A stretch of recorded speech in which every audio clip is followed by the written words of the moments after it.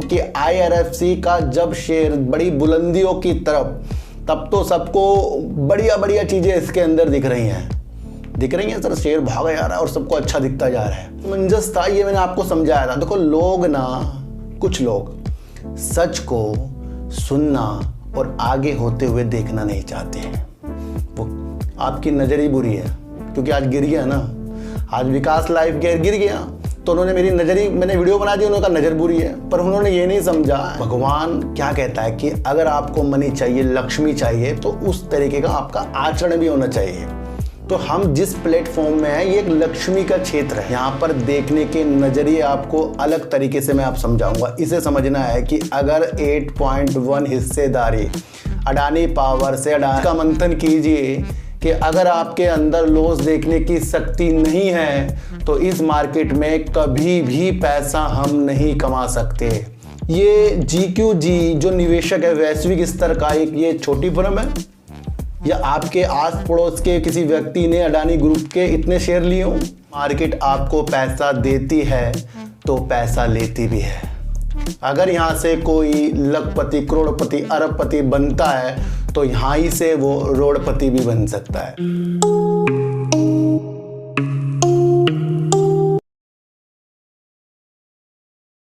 नमस्कार, मैं स्वागत करता हूं आपका अपने ही चैनल पर जिसका नाम है सार्थक बाजार से।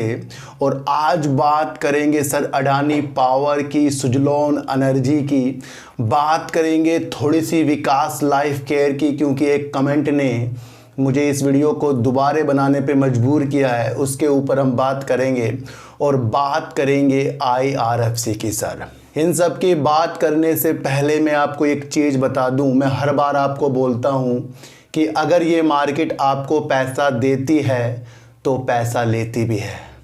अगर यहाँ से कोई लखपति, करोड़पति, अरबपति बनता है तो यहाँ ही से वो रोडपति भी बन सकता है। यहाँ पर प्रॉफिट आएगा तो लॉस भी इसी मार्केट से आएगा। अब ये तो है नहीं सर ये कि एक तिजोरी है, खोला पैसा निकाले। जब बड़े बड़े लोगों की आप बात सुनते हैं तो वो क्या कहते हैं, कमाता कोई कोई है और गवाते सब हैं। ये बड़े बड़े लोग बोल रहे हैं तो कुछ तो एनालाइज की होगी। यहाँ पर ऐसा कोई भी व्यक्ति नहीं जो निरंतर प्रॉफिट करेगा, पर यहाँ पर वो व्यक्ति हैं जो लॉस के साथ प्रॉफिट भी करते हैं। बाद में जब वो अपनी कैलकुलेशंस करते हैं तो उसमें उनका प्रॉफिट की अवधि ज़्यादा होती है, यानी प्रॉफिट उनको ज़्यादा होता है। तो उस अनुसार ये काम होता है। कुछ बिजनेस करोगे, कभी सब्जी वाले को आपने देखा, कुछ सब्जी खराब निकल जाती है, पर वो उस सब्जी जो उन्होंने अच्छी बेची है उसकी वो वैल्यू बढ़िया हो जाती है जो उसकी सब्जी खराब हुई है, यानी कि जो सब्जी खराब हुई है उसकी वैल्यू उन्होंने दूसरी सब्जी से निकाल लेते हैं। तो वही शेयर मार्केट है सर। ये मार्केट देने से ज़्यादा लेती है। एक समुंदर है, जितना मर्जी पानी निकालो लोग आपको कहते रहेंगे। अधिकतर कुछ लोगों ने माहौल बहुत बिगाड़ रखा है। प्रॉफिट दिखाएंगे जी लाखों लाखों करोड़ों रुपए का, क्या वो सबके आएंगे? क्या वो प्रॉफिट सबके आ जाएंगे? जब बड़े बड़े लोग कहते हैं कि अपनी मनी को किसी अच्छी तरीके से लगाइए, सोच समझ कर लगाइए, तो वो फिजूल में कहते हैं। कुछ लोग अपने पोर्टफोलियो दिखा दिखा कर इस तरीके से लोगों को गुमराह कर रहे हैं कि हर एक व्यक्ति फिर पैसा लाए और पैसा डालकर निकाले। तो आज का मंथन कीजिए कि अगर आपके अंदर लॉस देखने की शक्ति नहीं है तो इस मार्केट में कभी भी पैसा हम नहीं कमा सकते। खरीदने का मतलब सिर्फ प्रॉफिट नहीं है, यहाँ पर लॉस की चीज़ों को भी जानना बहुत ज़रूरी है। और दोनों अवस्था में आपको ये जानना बहुत ज़रूरी है कि जिस भी काम के लिए मैं आगे बढ़ रहा हूँ उसके अंदर नफ़ा नुकसान कितना है। तो आज की वीडियो मैं इसलिए बना रहा हूँ क्योंकि एक कमेंट आया सर। कल मैंने आपको विकास लाइफ केयर के ऊपर वीडियो बनाई, क्योंकि इसकी वीडियो मैंने कई बार कहा है कि जनवरी में ही बना दी थी और कहा था कि पूरे साल ये शेयर ऐसे ही रहने वाला है। फिर भी लोग मेरे से कमेंट करके पूछते हैं, फिर भी मैं उनके लिए वीडियो बनाता हूँ और समझाता हूँ कि ऐसी दृष्टि अपने दिमाग में डालिए कि जब इनका सेल कम हुई तो प्रॉफिट ज़्यादा आ गया, और जब सेल्स ज़्यादा हुई ज़्यादा हो गया। वो अन्य आय के द्वारा हुआ था। तो मैंने कहा था कि ये जो अपनी तेज़ी दिखा रहा है, अपने रिजल्ट की वजह से नहीं दिखा रहा हूँ, ना अपने काम की वजह से। देखो सर, काम की वजह से तब ये तेज़ी दिखाता जब इनकी सेल्स बढ़ती, तो सेल्स तो कम हुई है और उसके बाद भी प्रॉफिट आ गया है। तो ये एक असमंजस था, ये मैंने आपको समझाया था। देखो लोग ना, कुछ लोग सच को सुनना और आगे होते हुए देखना नहीं चाहते हैं। वो क्यों नहीं चाहते? क्योंकि उनके पास वो शेयर है। अगर किसी व्यक्ति के पास वो शेयर ना हो तो वो सच सुन लेगा, पर अगर किसी व्यक्ति के पास उसके शेयर हैं जिसमें निगेटिव मेरी चीज़ें आ रही हैं तो वो उसे बर्दाश्त नहीं करेगा। तो ऐसी एक व्यक्ति है। देखो सर, सबसे पहले मैं आपको बताऊं कि जो मेरे पास शेयर होते हैं उसमें निगेटिव होता है तो मैं निगेटिव ही बता देता हूं। ये सबको पता है मेरे बारे में। और फिर भी कुछ लोग आएंगे और कहेंगे कि विकास लाइफ केयर आपकी नज़र ही बुरी है, क्योंकि आज गिर गया ना, आज विकास लाइफ केयर गिर गया तो उन्होंने मेरी नज़र ही, मैंने वीडियो बना दी, उन्होंने कहा नज़र बुरी है। पर उन्होंने ये नहीं समझा कि उसके अंदर मैंने कहा क्या है कि भाई अगर लंबा समय आपके पास है तो ये शेयर सही है, प्रॉफिट आने की वजह से शेयर नहीं भाग रहा है। मसले कुछ और हैं, किसी कंपनी का अधिग्रहण किया है, टेक्सटाइल के क्षेत्र में कंपनी उतर रही है और उसके साथ साथ वो टेक्सटाइल के एक्सेसरीज हो गए, टेक्सटाइल गारमेंट्स हो गए, उसके अंदर वो B2C यानी कि बिजनेस टू कंज्यूमर के क्षेत्र में भी उतर रही है। इससे पहले B2B था इसका, यानी कि बिजनेस टू बिजनेस वर्क करती थी। तो ये जो चीज़ें इसने अधिग्रहण वाली करने की घोषणा करी है, क्या वो उसे करते ही उस काम को पूरा कर देगी? वीडियो समझने की चीज़ें लाइए सर। इस तरीके से मैं आपके व्यू बना रहा हूँ तो आपको आगे जाकर इससे बेनिफिट ही होना है। पर जो ये कमेंट है इसने इस बात की पुष्टि करी है कि कुछ लोगों के पास वाकई में ही दिमाग नहीं है। उनके पास सिर्फ ये चीज़ है कि उनको कोई टारगेट बताए और उस टारगेट को वो अचीव कर ले। तो ऐसा कभी भी शेयर मार्केट में नहीं होगा। विकास लाइफ केयर का अचीवमेंट ये है कि इसने एक कंपनी का अधिग्रहण किया। अब उसके ऊपर कितना समय लगता है, उससे वो क्या क्या कमाता है, तब उसके प्राइस में वो चीज़ निकल कर आएगी। अपितु जो इसका रिजल्ट आया इसकी वजह से इसके अंदर सुनहरे अवसर नहीं है। लंबे समय का शेयर हो सकता है क्योंकि अधिकतर अच्छे सेक्टरों में ये वर्क कर रहा है, तो वो हो सकता है। इसकी सहायक कंपनी है जेनेसिस, जो कल भी मैंने आपको बताया था, वो बेटर काम एक करती हुई जा रही है।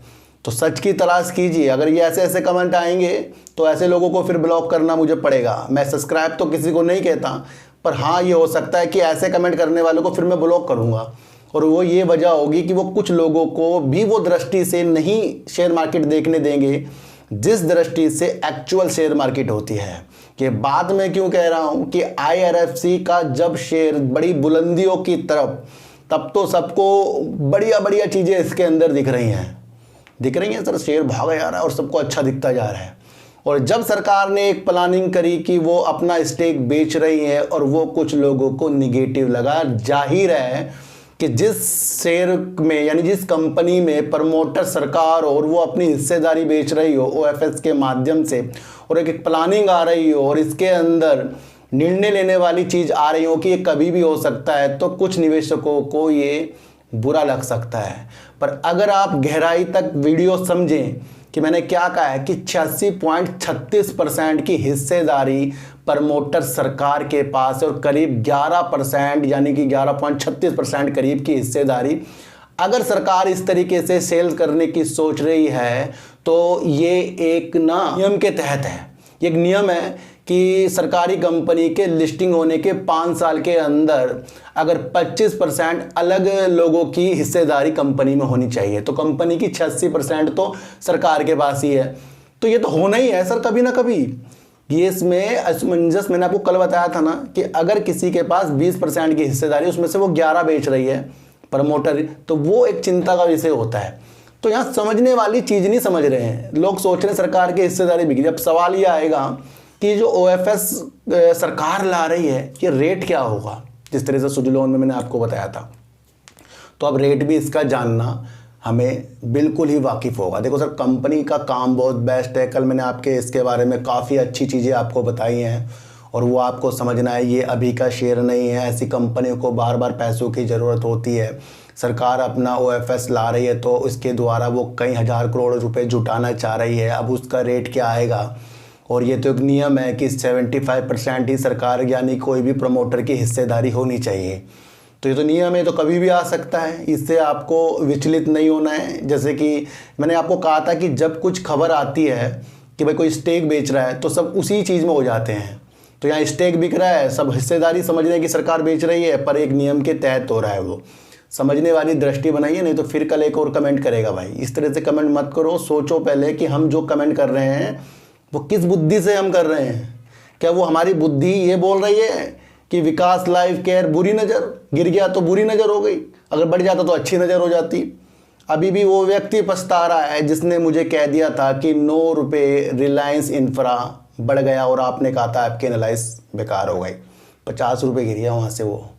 तो ऐसे मैं कभी नहीं करता कि आपको मैं इस भावना से वीडियो बना रहा हूँ कि भाई ये हो गया वो हो गया। मैं आपको समझाने की कोशिश में लगा हूँ, और ऐसा चैनल आपको कहीं नहीं मिलेगा। यहाँ खरीदने बेचने वाली चीज़ें नहीं हैं, बस एक तरीके से काम जो होता है वो चीज़ें मैं आपको बता रहा हूँ। तो विकास लाइफ केयर की चीज़ें मैंने आपको बताई, समझनी है, और वो समझनी है उसके काम, यानी सेल्स बढ़ती रहेगी, अच्छा काम होता रहेगा, वो ठीक है। जो अधिग्रहण इस कंपनी का इन्होंने किया है वो कब तक इनको क्या प्रॉफिट ला कर देती है वो बाद में चीज़ें देखी जाएंगी। तो समझिए सर, ये नहीं कि शेयर आपके पास विकास लाइफ केयर है तो ये आपको से बुलंदी पर देखना है, या आपके पास HDFC बैंक के शेयरों से आप नीचे की तरफ देखोगे ऊपर, ये तो फिर आप कभी इसमें कभी भी नहीं। ऐसे नादान लोग होते हैं। देखो सर, एक चीज़ मैं आपको बताऊं, जब तक कि हमारी वाणी, हमारी आदत, हमारी नीयत सही नहीं होगी, शेयर बाजार क्या है सर, हम किसी भी क्षेत्र में, चाहे हम बिजनेस खोल लें, चाहे हमारी कोई रिश्तेदारी हो, चाहे हमारे किसी तरीके भी रिलेशंस हो, ये 3 चीज़ अगर आपके पास सही तरीके से नहीं है तो आप खो दोगे उसे। इसलिए भगवान क्या कहता है कि अगर आपको मनी चाहिए, लक्ष्मी चाहिए, तो उस तरीके का आपका आचरण भी होना चाहिए। तो हम जिस प्लेटफॉर्म में हैं ये एक लक्ष्मी का क्षेत्र है। आपको ये किसी को अमीर बनाती है, तो लक्ष्मी किसके पास जाएगी? जिसकी वाणी सही होगी। मैं आपको जो भी बेकार कमेंट करते हैं, देखो सर वो कमेंट करें हैं जो उनको बेकार लगता हो, लेकिन अगर आपने 1 साल तक अपनी वाणी में कंट्रोल करके कुछ अच्छी चीज़ समझने की कोशिश करी, किसी भी किस्से समझ लो, और अच्छी नीयत से सबको देखा, बरकत हो जाएगी। तो लक्ष्मी उसी के पास जाएगी जो अच्छी वाणी बोलता हो। तो IRFC एक माध्यम है सरकार का कि वो अपनी हिस्सेदारी एक नियम के तहत ही निकाल सकती है। तो इसमें जो शेयर गिर रहा है ये मुझे नहीं लगता कि वो चीज़ की वजह से गिर रहा है कि भाई सब कुछ ख़राब हो गया, क्योंकि अभी यही शेयर आपको जब ये दौड़ रहा था तो बहुत अच्छा लग रहा था। तो यहाँ तो खुद को समझाना है सर कि हमें किस तरीके से शेयरों को देखना है। हमें ये पता लग जाए ना सर शेयरों में कि कौन सा शेयर अच्छा है, कौन से में क्या हो सकता है, पैसा हम कमा सकते हैं, तो वो दृष्टि आपको लानी पड़ेगी। अब बात करेंगे अडानी पावर की। अडानी पावर की बात करनी लाजमी इसलिए हो गई है क्योंकि अडानी परिवार ने अडानी पावर से 8.1% की अपनी हिस्सेदारी को सेल कर दिया, यानी कि 9,000 करोड़ रुपए में बेच दिया है। ये बैड न्यूज़ हो गई है क्योंकि अडानी पावर से अडानी परिवार की हिस्सेदारी कम हो रही है। यहाँ पर देखने के नज़रिए आपको अलग तरीके से मैं आप समझाऊंगा। इसे समझना है कि अगर 8.1 हिस्सेदारी अडानी पावर से अडानी पावर की हिस्सेदारी कम हुई है तो जिन्होंने ली है तो उनकी प्रतिक्रिया अडानी पावर में क्या है, इससे हम समझेंगे कि अडानी पावर है क्या चीज़। अब आगे देखो सर, सबसे पहले आपको समझना पड़ेगा कि इनकी हिस्सेदारी किसने खरीदी है। इनकी हिस्सेदारी उसी ने खरीदी है जिसने हिडनबर्ग के काफ़ी चोट जो शेयर मार्केट में अडानी ग्रुप के शेयरों में लगी है और उसको उभारने का एक जरिया है, जो एक वैश्विक स्तर का निवेशक है जिसका नाम है GQG, एक पार्टनर है। उन्होंने ही ये 8.1 की हिस्सेदारी का अधिग्रहण किया है, ब्लॉक डील, कई ब्लॉक डील के माध्यम से। तो अब आपको समझना है कि जिस तरीके से मार्च के बाद से और अभी तक GQG ने अडानी ग्रुप की कंपनियों में 34,000 करोड़ रुपए का स्टेक ले लिया है। अब आप समझो, ये GQG जो निवेशक है वैश्विक स्तर का, एक ये छोटी फर्म है या आपके आस पड़ोस के किसी व्यक्ति ने अडानी ग्रुप के इतने शेयर लिए हों। ये वैश्विक स्तर का एक GQG निवेशक पार्टनर है, उसने कितनी चीज़ों को अडानी ग्रुप में दौड़ाया होगा, यानी कि अपने वर्करों को उस काम के लिए कि इसकी पूरी डिटेल निकाली है। समझिए वाली बात है। मेरी वीडियो में आपको समझने वाले माध्यम पता लगेंगे। जब इतना ज़्यादा निवेश 34,000 करोड़ रुपए का अडानी ग्रुप की कंपनियों में हुआ और अब आपको देखने को मिला इन्होंने अडानी पावर में भी 8.1% की हिस्सेदारी 9,000 करोड़ रुपए में कई ब्लॉक डील की कारणों से ली है। तो समझना ये है कि ये जो निवेशक है उसने अडानी पावर में कुछ विशेषताएं देखी हैं। क्या GQG को नहीं पता है कि अडानी ग्रुप को चोट मारने वाला हिडनबर्ग जो था, क्या वो आगे भी चोट मार सकता है? जो इस तरीके से हिडनबर्ग ने इल्जाम अडानी ग्रुप पर लगाए हैं और सवाल सुप्रीम कोर्ट तक गए हैं, सेबी इसकी रिपोर्ट कर रहा है, क्या ये सारी चीजें GQG को नहीं पता है? क्या GQG जो है सेबी की रिपोर्ट आने के बाद भी इस तरीके का निवेश कर सकता है? अगर सेबी की रिपोर्ट निगेटिव आई तो शेयर गिरेंगे अडानी ग्रुप के, तो क्या ये GQG को नहीं पता होगा? GQG को सब पता है। उसे पता है कि अगर निगेटिव आया तो शेयर गिर जाएंगे, पॉजिटिव आया तो शेयर बढ़ जाएंगे। उसके बाद भी 9,000 करोड़ रुपए और पूरे 34,000 करोड़ रुपए इन्वेस्टमेंट करके GQG बैठा है। इससे क्या प्रतीत हुआ आपको? जो इतनी चीज़ें से मैं आपको बता रहा हूँ, इससे ये प्रतीत हुआ है कि अडानी ग्रुप एक बैश ग्रुप है।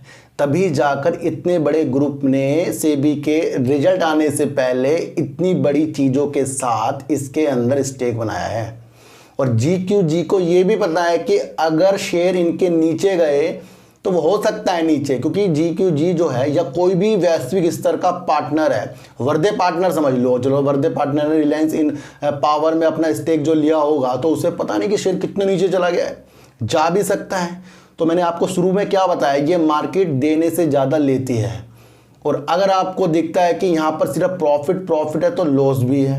और अगर आपको ये पता है कि इन्वेस्टमेंट में अगर आपका लॉस दिख रहा है तो समय आने पर अगर वो शेयर अच्छा है तो वो प्रॉफिट में भी लॉस बदल सकता है। तो ये सारी माध्यम GQG को पता है, इसलिए उसने अडानी पावर में चीज़ों को देखा है। आपको समझना है सर, गोडा पावर प्लांट जो है वो जब चालू हुआ 1.6 मेगावाट का, तो वो कहाँ बिजली अपनी आपूर्ति करा रहा है? बांग्लादेश में करा रहा है। ये GQG को पता है कि एक वैश्विक स्तर की जो चीज़ों के लिए अडानी ग्रुप ने यहाँ से बिजली भेजी है, ये एक अंतर्राष्ट्रीय पहला एक इस तरीके का समझौता है।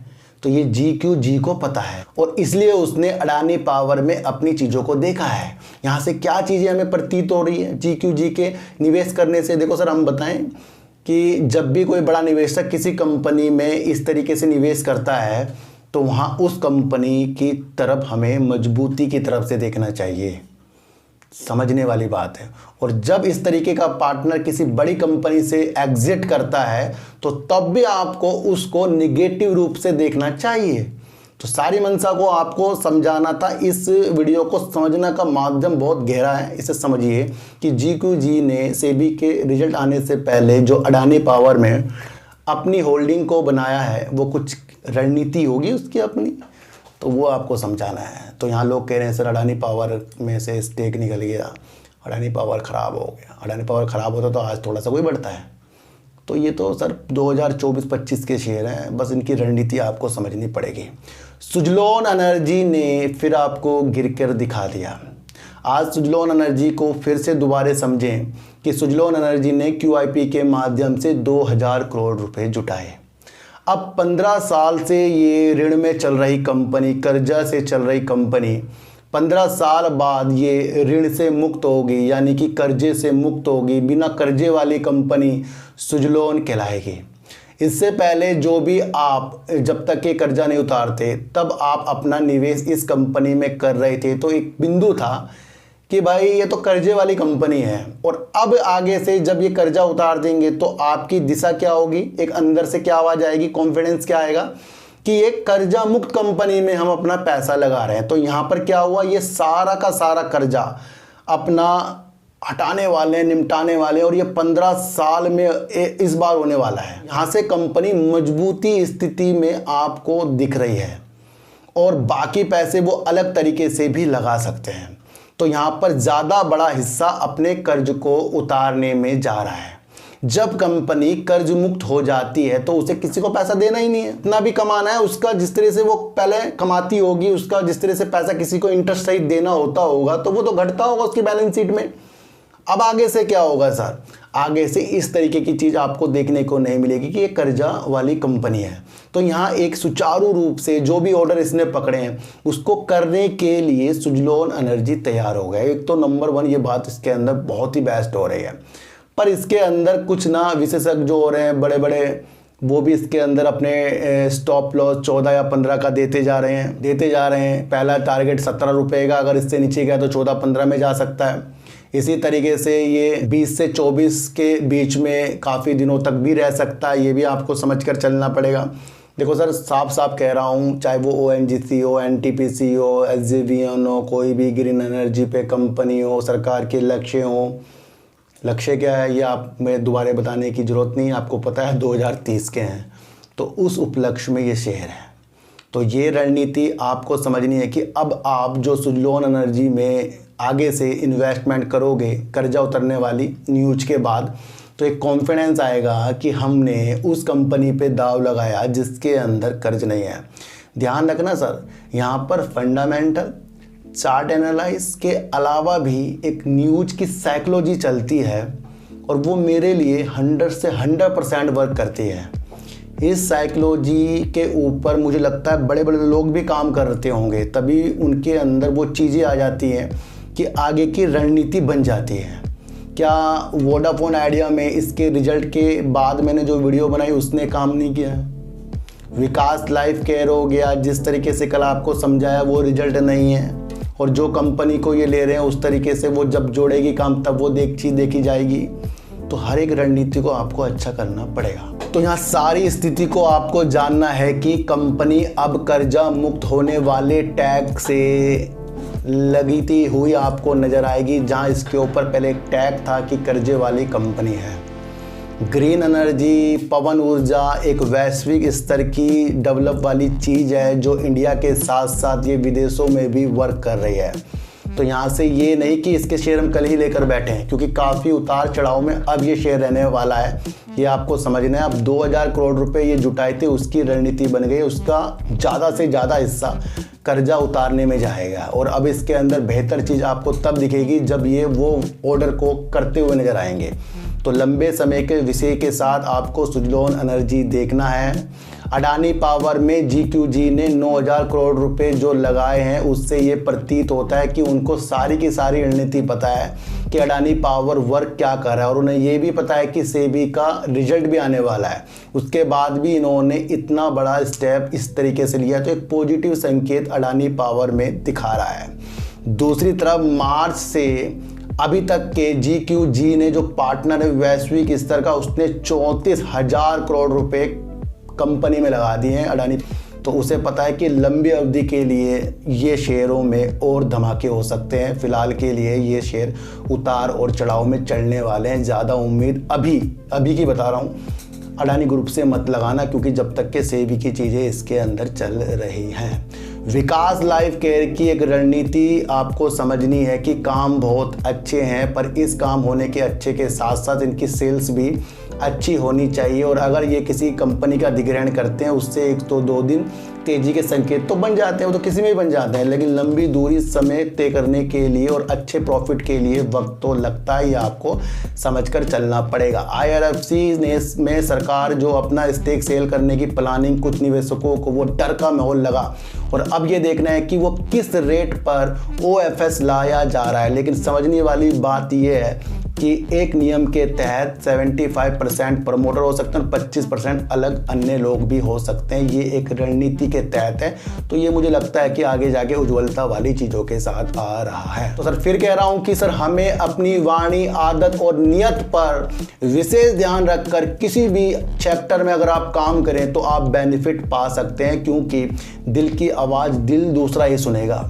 इमोशनल दिल वाला व्यक्ति हमेशा शेयर मार्केट में पैसा कमाएगा। मैं आपको बता दूं, जिसका दिल अंदर से इमोशनल दूसरों के लिए, उसकी बात कर रहा हूं मैं। और अपनी साइकोलॉजी को डेवलप कीजिए, सच्ची वीडियो देखिए, टारगेट वाली वीडियो में बिल्कुल ना रहिए, और अपनी सोच बूझ न्यूज के साथ साथ आगे तक बढ़ाइए और हर एक बारीकियों को समझने की कोशिश कीजिए। तो सर चींटी को आटा दीजिए, गाय को रोटी दीजिए और अपने बच्चों को ज़्यादा से ज़्यादा प्यार कीजिए, क्योंकि बच्चे ही आपकी मासूमियत से किस्मत पलटेंगे।